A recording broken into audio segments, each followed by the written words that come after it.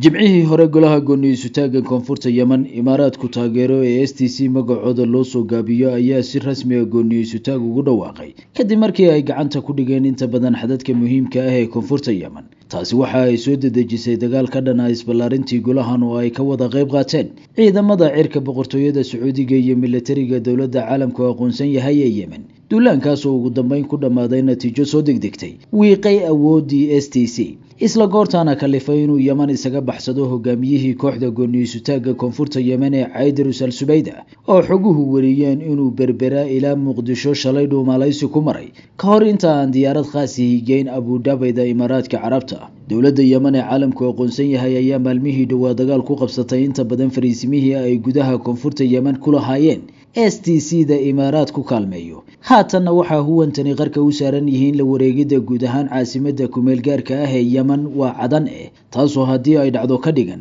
in guud ahaan STC lagala wareegay koonfurta Yemen, midaas oo soo dedejinaysa dhamaystirka guulaha dhaqsaha leh aanu daraska dhow ku jirin ee dowladda Yemen ka gaartay kooxdan doonaysay inay sii kala goyso Yementa haatanba kala qaybsan. waxaa xoguhu wariyeen in isballaariskii bilihii dhawaa ee STC ku qabsatay gobolada Xadramowd iyo Maxra ee dalkaasi ay ahaayeen bilowga dhamaadka STC, goorta oo Sacuudigu u arkay inay halis ku yihiin jiritaanka Yemen, midnimada dalkan iyo maslaxadaha Sacuudiga, taasoo dedejisay sida muuqata in dagaal weyn oo aan golahan filashada ugu jirin ay wajahaan. midaas oo noqotay dhamaadka wixii ay ugu yeereen dowladda koonfurta Carabiya ee ay doonayeen inay madax banaanida ka hesho dalkan intiisa kale. dad badan ayaa isweydiinaya sababta uu cararay Caydarus al-Subayda, hogaamiyihii STC ee mar uun lagu warhelay inuu ka baxsaday Yemen iska dhiibay Imaaraadka, jaalkiisii dhawaa ee labadoodaba dagaalka guusha looga tirsaday. baritaankeenan waxaanu ku ogaanay in Caydarus ay ka goonayd xaadirida shirka ka dhacaya Riyaad ee Sacuudigu doonayay inuu ku dhexdhexaadiyo STC iyo dowladda Yemen. ha yeeshee saacado ka hor bixitaankiisa uu Riyaad ku tagi lahaa uu ogaaday in la xiray ergadii docdiisa ka socotay ee shirka uga horeysay, midaas oo soo dedejisay xaqiiqada ah inuusan jirin mustawa gorgortan oo xaggiisa ninkani golaha la tagi karay, maadaama inta badan xadadka STC dowladdu gacanta ku dhigtay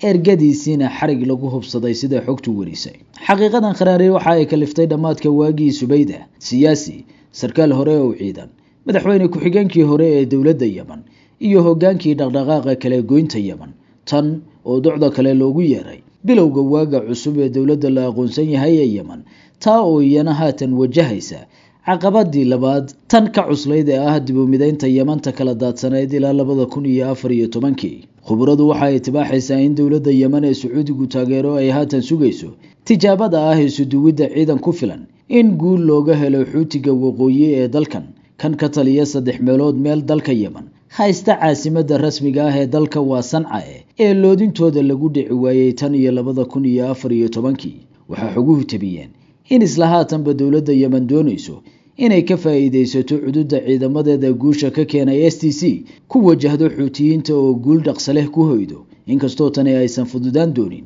haddana waa tallaabada xigta ee haatan looga fadhiyo dowladda Yemen ee dunidu aqoonsan tahay.